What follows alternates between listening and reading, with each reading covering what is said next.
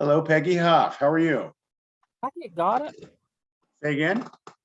Okay, I was blocked. I couldn't see something came up on the screen. Hi, Peggy. Hi, I'm okay. Yeah, good. Good to see you this evening. And I know we've just been catching up a little bit. Thank you for doing this. This is the first and hopefully a series of Sharples High School alumni promotional videos from our #1 cheerleader, Peggy Huff, aka Peggy Allison. Correct? Yes. Tell us a little bit, Peggy. Tell me a little bit about where you've been, what year you graduated, where you've been since Sharples High School, and your family, where you are today, and just a little bit of that. I've lost your audio. There we go. There we go. Oh, did I lose you? Got you now. I'm Peggy Ellison Huff, class of 72. Married Jesse Huff, class of 69. Neighbor next door, one house between us. And got married, and when I turned 19, we moved to Mason County, which I live in a little town called New Haven. And we live right on the Ohio River because he went fishing every single day. I see pictures of him fishing all the time in your He memory. just put his lunch bucket down, hook up, and go. My kind of fella. And yeah, I mean, laid back, easy going. As loud and noisy as I was, that's how cool and calm he was. So thank goodness. Did you guys grow up in Clothier, Peggy, or Blair? He was or Clothier. There was one house between mine and his. Okay, we're at in Clothier, if you don't mind my asking. They just tore that house down. It was like 1, 2, 3, the fourth house from the railroad track. There's still like a block looking house. There's a brick house, white house, block house. But like between Dempsey's and the railroad tracks on the left there, as you're going toward Sharples, you lived house from the railroad track. It's gone. He lived in the 6th house, but those houses were so close together. I used to go out back and whistle for him, and he knew it's okay to come. Your dad, you've already told me stories about your dad. So Jesse was 3 years older. He robbed the cradle. That must not have been good. He didn't get to date me till I was 16 either. I mean, it was between my junior and senior year. Oh, let me tell you, my dad was so strict. For anybody to date me, they had to really like me because to put up with your dad. That's the way it is with dads and daughters. It's just the way it is. Very strict. Even after we were engaged, very strict. But he liked Jesse. He's just strict. But no, we've lived here. Well, I've lived here over 40 years now because I was 19 when we moved here. Good location. Moved here because of new coal mines. Jesse was in Westmoreland, which was, about to play out. And so my kids attended Wahama High School. I looked for a small school for them. I wanted to find as much as I could that was as close to my school. And, I lived on the line to where I could have went to Scott or Sharples. I refused to go to Scott. And I just loved being at Sharples. You grew up in a spruce grade school, and so all the way through. You and Jesse looked for a school that had a similar kind of small community. Yes. Yeah. Yes. I wouldn't even buy a house because how people will get aggravated about stuff, and I'll say, if you don't like it, move. Well, I did like it, and I did move to where I wanted to, so they couldn't. I'm like, I live. I could have I sent my kids to Point Pleasant or Wahama. And I wouldn't go out of the Wahama district because I wanted small. I wanted them to have what I had. I didn't think I lost anything by not going to a big school. Yeah, no. I don't think I lost out at all because you gain so much in friendship, getting to know people, that kind of thing. It's fantastic. And it's a small world. Well, I've met a lot of Wahama kids over the years, but as you know, your son Grant and I work together. In the medical field, and so what a small world. When I met him a couple of years ago, Grant Huff, I think I know your mom, and so we started sharing baseball stories and Sharples High School stories, and sure enough, I was the type of mom that I split a creek wide open going after a home run ball. At the Chapmanville tournament, right? Yeah. Yes, there's a Chapmansville tournament. Here's the thing, Chapmansville tournament. We're playing at Chapmansville. We're playing Scott. He hits a home run, and I jumped some kind of fence. And there was a fence over there between there and the Mud River. Well, I jumped it. And I went in the creek and got that ball.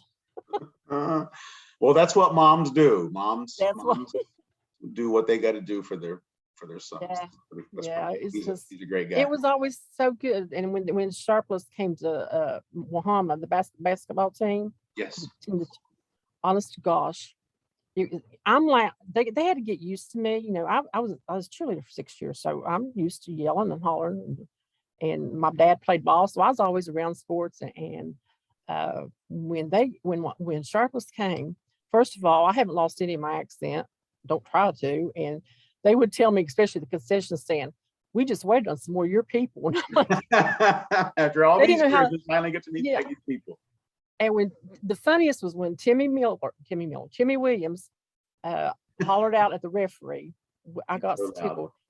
Yeah, he was so loud, and he hollered out to the referee, "Get the hair out of your eyes, bad call." Referee was bald. He's he's a funny guy. Oh my, well, that's the kind of stuff I would say though. I love it. I love it. I love it. Logan County humor, man. It's It was. It was like, love it. oh my goodness. So He's a yeah, character. Oh, Timmy. I went to school with, I saw you commenting on the video. We're glad you guys like it. We have a few more of those to do. But Robbie was a year older than me, and I was on the freshman team that year that all that happened. And but Robbie, not as loud as his dad, but yeah, Timmy Williams. My goodness, that boy, he has some lungs on him. So it was fun. That must have been fun for you guys. Here comes the Sharples High School Stags into Wahama in '92. Must have been good for you. well, and then my one son played. Oh, I can't think of the name of the team now, but anyhow, we was at GW, and I look out, and I got tired of watching. It was basketball, so I go outside and sit and chilling, and I look over at the baseball field, and I thought, man, it looks familiar. And got to walking around there, and there was Sharples playing on the baseball field. I was like, oh my goodness. It's because we played around the greater Charleston Metro Valley quite a bit. Charleston Catholic quite a bit. Played some other schools, and then of course in '94 I went to Chapmanville, and we graduated in '95. So didn't get to graduate from Sharples, which is really sad. But that's another story for another day. So speaking of Sharples, if you don't mind, let's segue. I got two more big questions for you. Tell us about, so you graduated in '72, right? Right. Give me a couple of high school memories, your fondest memories. One, if you can narrow it down to one or two or three of them. What was it like going to Sharples High School in '70, '71, '72? I loved it. I absolutely loved school. I mean, I had to really be sick to miss a day of school. But I was cheerleader for 6 years, so you're in the middle of everything to begin with, right there. The boys were always good to us, and the girls didn't have much offered to them. Like, of course, the boys had baseball and basketball, but we just had so much fun together. They were so good to us, and friends, lifetime friends. It's like when I walk in to where a group of Sharpest people is, I don't have a thing to prove. They take me as I am, uh, and I love that because when I moved here, they had to figure me out, and it was kind of like you're stuck with me.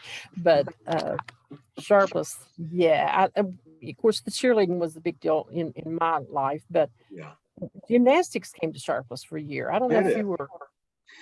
It was And, on and off. My sisters did tumbling and gymnastics. They were both cheerleaders as well, but I gymnastics was never like a regularly offered thing. It seems like. right, the first year was I think my junior year, and of course we at that age you're too old to really get into That's it it. good. But it was just an opportunity that Yes. we didn't have before, and all the kids would come in the evenings, 7 through 12, and practice. And we put on a show, and I will never forget. This is one of my sweetest memories for me. Is I'll never forget. We had already we was getting ready to put on a show the night before. I threw my back out. The next day during warm ups, they threw it back in when it landed on me. The guys was, and I'm like, okay, you threw it back in. I'm good for the show. But Sounds painful. but I'll never forget. I was sitting there. We was waiting to open the show, and little Timmy Witt at that time, I think he was 7th grade. He was a little feller, Yeah.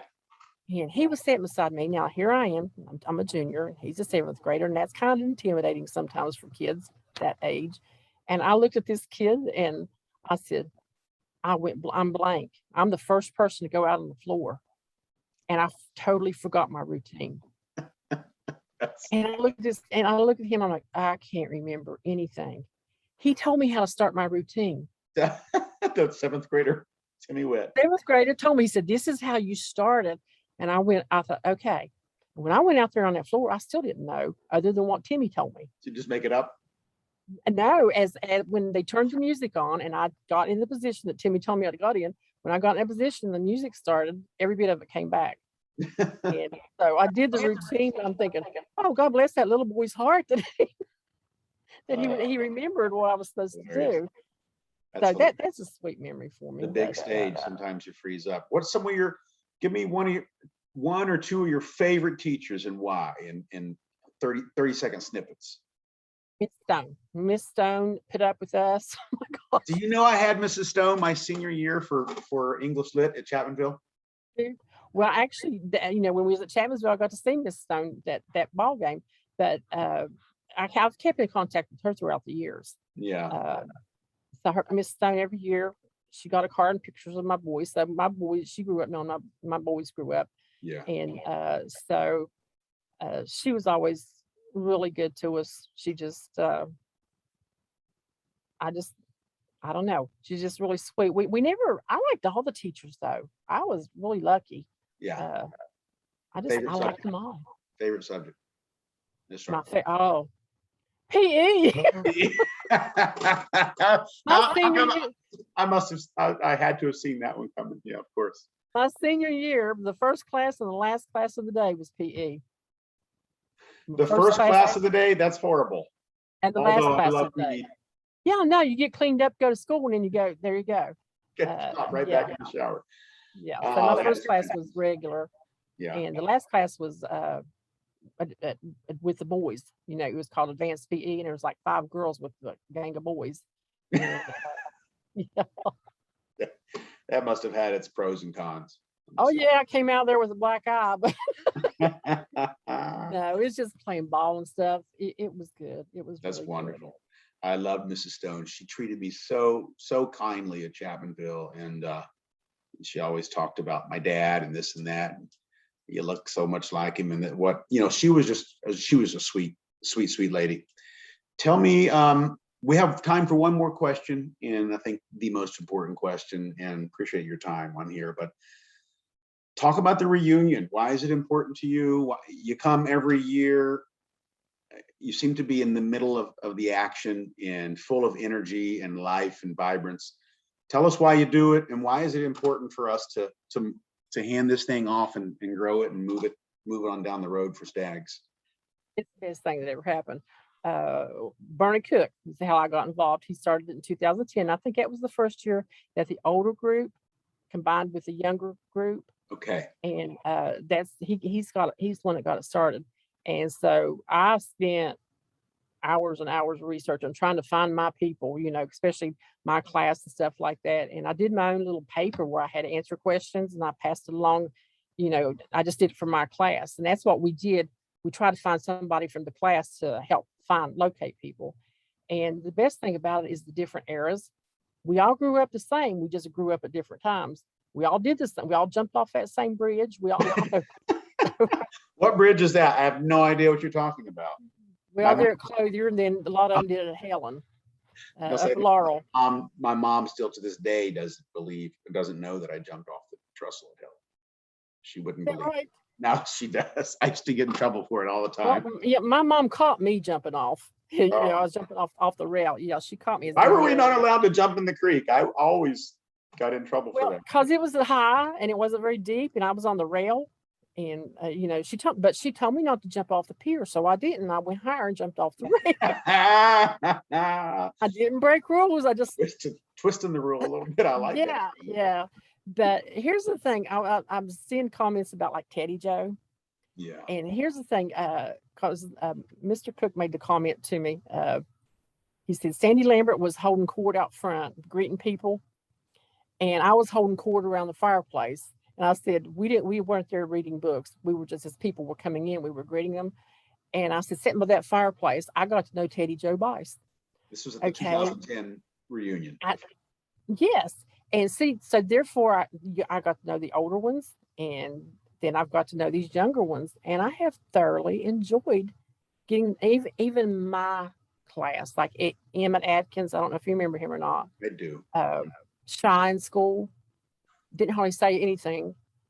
Once we got with these reunions and stuff, that boy was just so outspoken. He tells the best ghost stories ever was.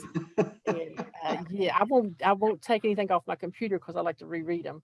But Yeah. it's like I'm a table hopper. I jump from table to table to speak to you. And if I don't speak to you, holler at me, grab me. You know, I'm that way. And you get reconnected with the past. You get to connect with the ones that's come after you. Uh, it's just a good time. It's like anything else. It's what you make it. Yeah. Yeah. And I choose to. I have a good time. That's all there is to it. I've seen that. I've seen that firsthand twice now. Well, I appreciate your time, and it's important to me. I know it's important to you, and all of you out there. We look forward to seeing you at the next reunion, and you'll see myself and Mrs. Peggy Huff Ellison, and we're going to have a good time, aren't we, Peggy? Right. And if we miss you, holler at us. That's right. You know, if we, for some reason your name's not out there somewhere, get in contact with us. You know, that's the main thing. Agreed. Keep the stags alive. That's keeping the stags alive, right? Right.